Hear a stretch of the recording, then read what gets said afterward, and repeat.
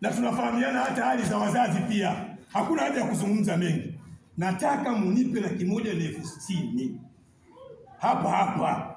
Mwenye 20,000, mwenye 15,000, mwenye 40,000. Tunafanya kazi ya dini. Jamani, mimi nimetoka kusini Mtwara. Huyu ni sio jamaa yangu. Watu wale sio jamaa zangu katika dini tu, kwa sababu ni Uislamu ndio tumekutana hapa. Lazima vijana hao wasome. Yaani tumechelewa sana, si watu wakaliu hapa kusomesha hao vijana. Yaani leo ilikuwa fana wao tu wengi. Yaani si walimu wa kujidai. Mwalimu kishamaliza mtawazo anajidai.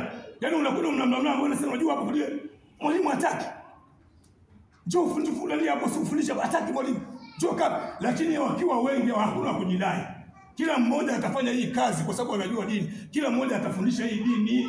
Kwa na sisi pia lazima, yani mifumo ya elimu hapa lazima iwepo. Na hakuna haja ya kuona hasara. Anayetaka kusoma kijana, na sasa hivi tuko makini. Yani atupeleke tu.